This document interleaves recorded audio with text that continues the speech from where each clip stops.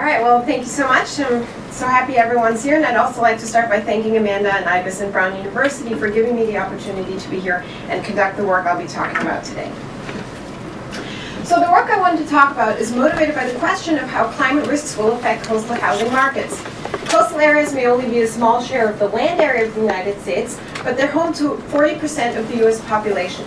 In addition, by some estimates, $1.4 trillion of real estate value are located within an eighth of a mile of the shoreline.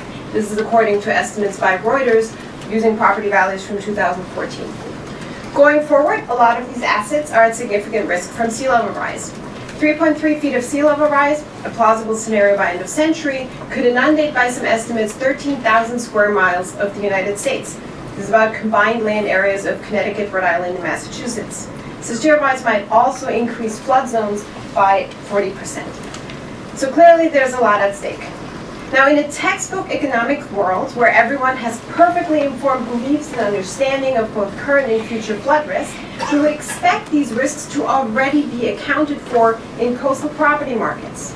So, for example, if we had two homes that are otherwise identical, same school district, same view of the water, same everything, except say one is at slightly higher elevation and thus less exposed to sea level rise than the other, we would expect the safer home to fetch a safety premium, and the more exposed home to be subject to a risk penalty. And as predictions of sea level rise get worse, we would expect the more exposed home to have a bigger and bigger risk penalty in anticipation of these impacts. Now, these losses in property values are a real economic cost. They're one of the fundamental economic impacts of sea level rise. At the same time, those price declines also serve as an important price signal to reward safety.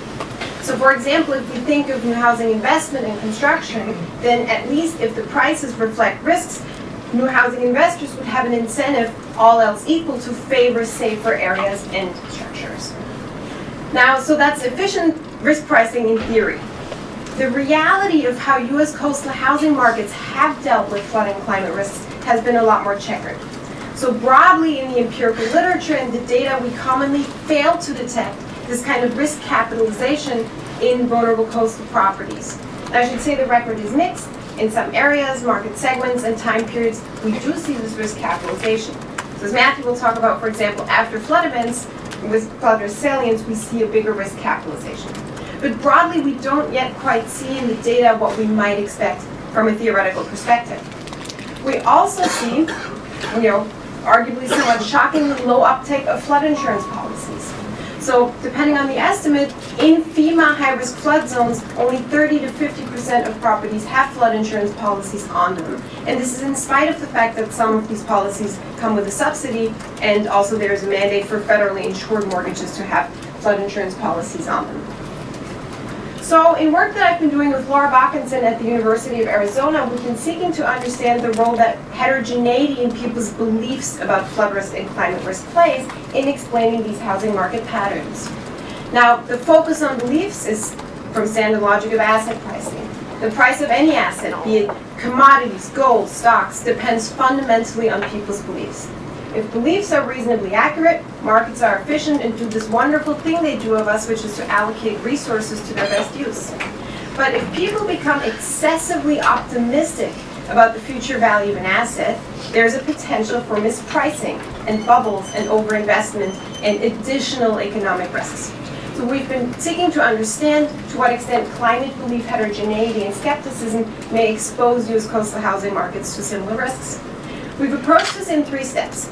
So first, we've been looking at housing price data and the literature, which appear potentially consistent with excessive optimism about flood risk.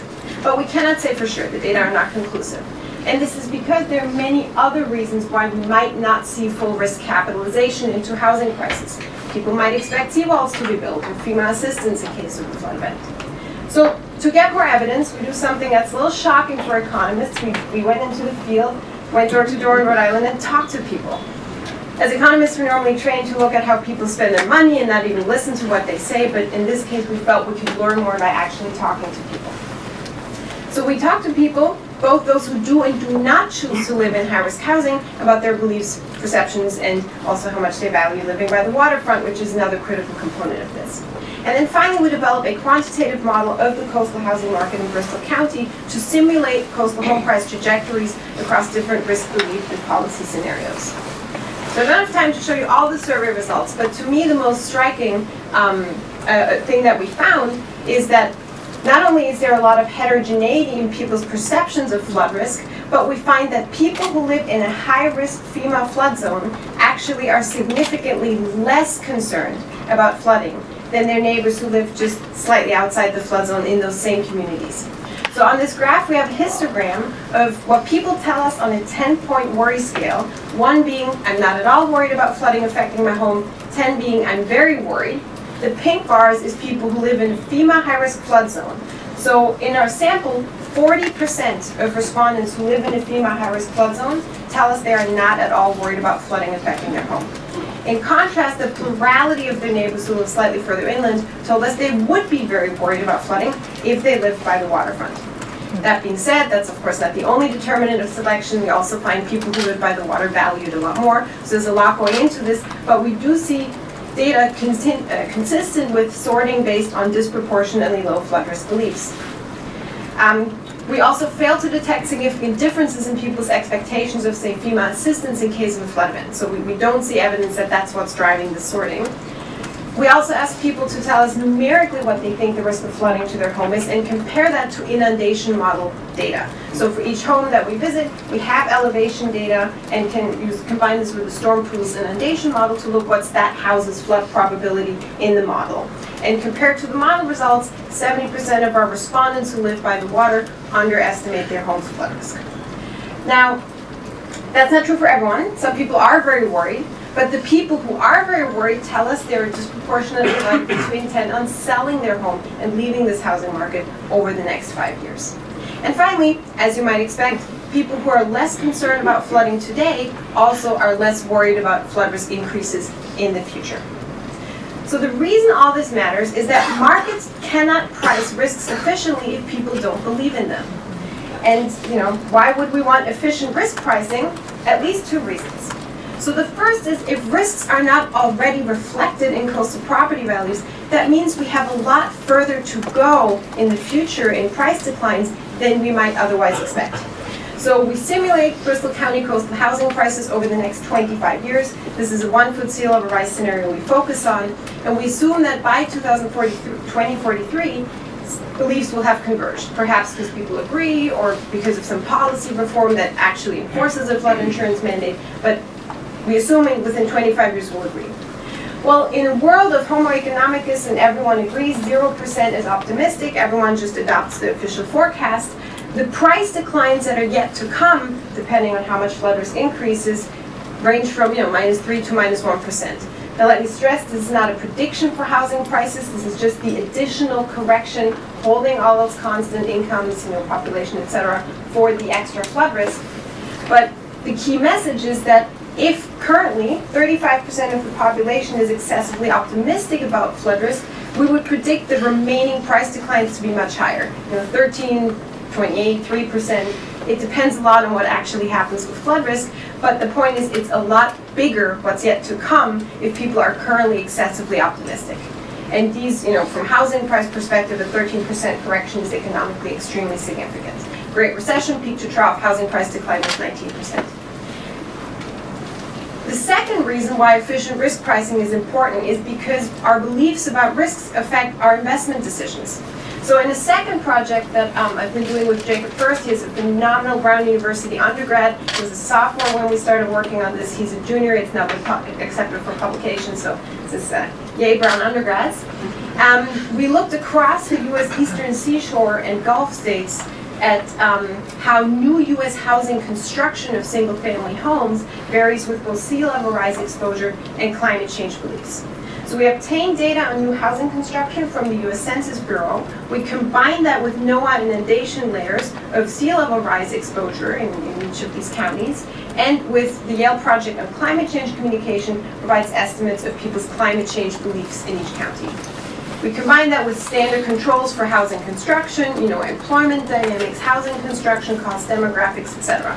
But then once we control for these standard factors, what we see is that at the county level, sea level rise exposure is associated with significantly lower new housing construction, but only in counties where sufficiently many people believe that climate change is happening.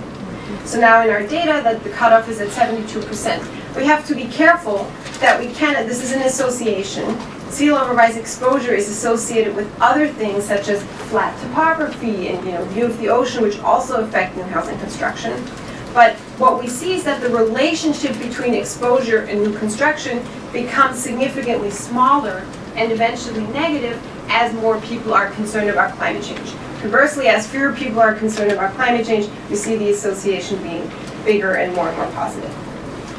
So from this work, I think what I've come to believe is that understanding climate risk beliefs is very important for us to both understand and forecast how housing markets will respond to climate change. There's a possibility that asset prices do not yet reflect risk, and that climate skepticism may be delaying adaptation in housing markets. So from a policy perspective, this highlights the critical importance of accurate and up-to-date flood and climate risk information for the efficiency and stability of coastal housing markets. So FEMA provides 100-year floodplain maps for much of the United States. This is a vital starting point, but these maps have a number of shortcomings. For example, they're often out of date. So we checked the community book last year. 1 in 6 maps was over 20 years old. And as Matthew will tell you, this was an issue with Hurricane Sandy in New York. But in addition, we don't just need up-to-date maps, we need forward-looking flood risk information. So FEMA flood maps are backward-looking, but for a home buyer or investor, we want to understand what are these risks going to look like in the future over the course of my 30-year mortgage. And some communities that are leading the way are New York, and as Kurt mentioned, and Timmons mentioned, now also Rhode Island. So this is from, as was mentioned before, the Coastal Resource Management Council and URI. They've created this Coastal Environmental Risk Index. So this is a simulation of, in Warren, a 100-year storm, Hurricane Carol, if it happened again. You can see the homes that are affected, and the color coding is for what fraction of the home value would be destroyed. And so this is with no sea level rise. This is with 5 feet of sea level rise. But these kinds of visualizations, this is new. I think it's an open question how it will affect people and their beliefs and their decision making and property values. But my guess is that these kind of visualizations will be very helpful for people to internalize these risks and for property markets to, the least we can do is adapt and make the best of the situation going forward. Thank you.